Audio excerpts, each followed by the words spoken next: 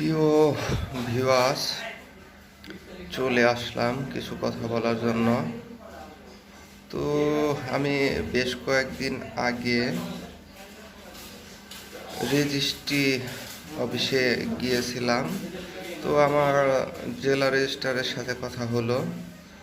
তো আসলে আমার অভিযোগের যে বিষয়গুলো ছিল, যদি বলি তাহলে আসলে ওই সব বিষয় নিয়ে আসলে কথা বলা হয়নি। কারণ হচ্ছে, আমার প্রথম যে অভিযোগের বিষয়টা ছিল, সে বিষয়টা হচ্ছে 1955 সালের একটি 26 নাম্বার বালামকে নিয়ে। যে 26 নাম্বার বালামটা, তো সে আমাকে বলল যে এই বালামটা 8 বালামে গেছে। তো সে বালামটা আমাকে উনি দেখিয়েছে। ওই বালামটা সম্পূর্ণ মানে ইংলিশে, দেখে মনে হলো যে ব্রিটিশ প্যারটের বালাম হবে।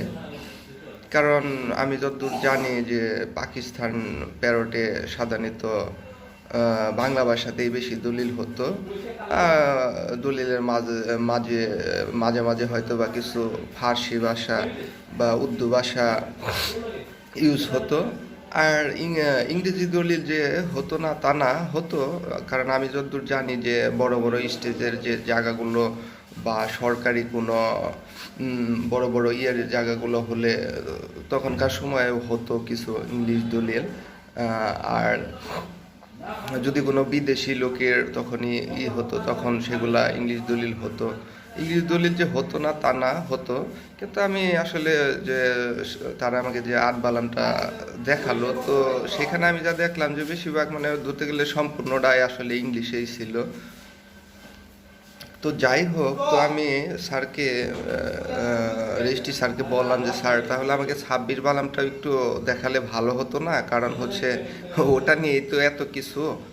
আর 26 বালাম আমি বুঝলাম না যে ওনারা কেন দেখালো না। আমি ওনাকে বারে বারে বললাম যে 26 বালামটা একটু দেখাইলে। কয় না, ওটার মধ্যে তো তোমার যায়নি, ওটা দেখে তুমি কি করবে?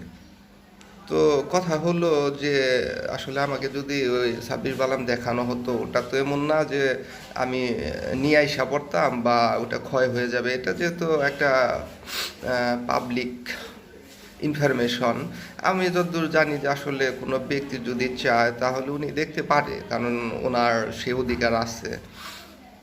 তো আরও বেশ কিছু বিষয়ে ওনার কাছে আমার অভিযোগ ছিল, যেমনি রেকর্ডের যে ছেলেটা বই দেখে শুনে রাখে। তো ও আমাকে এর আগে বলছিল যে ভাইয়া, এটা একটা লোক জাল দলিল করে রাখছে।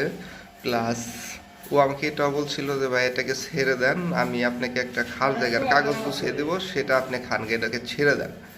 তো এইসব বিষয়গুলো আমি স্যারকে অবগত করেছিলাম।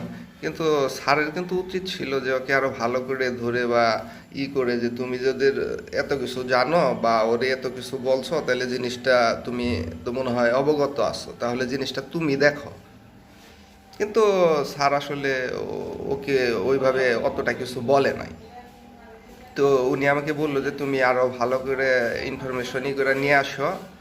তো আমি আনবো ইনফরমেশন, আরও জোগাড় করতেছি আরও, এবং কি করব। কিন্তু কথা হলো যে আসলে 26 বালামটা কিন্তু চাইলে ওনারা আমাকে দেখাতে পারতো, ঠিক আছে, যে বালামটা নিয়ে এত কিছু।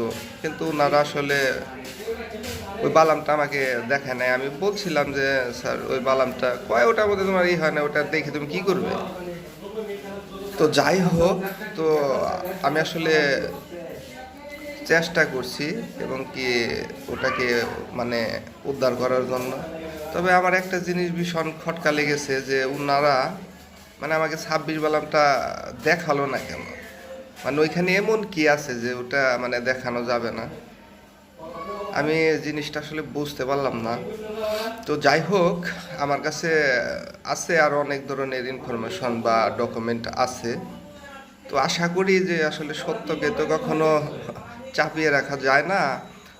সত্য যেটাই হোক, চেষ্টা করব সেটাকে সবার সামনে আনার জন্য। ধন্যবাদ।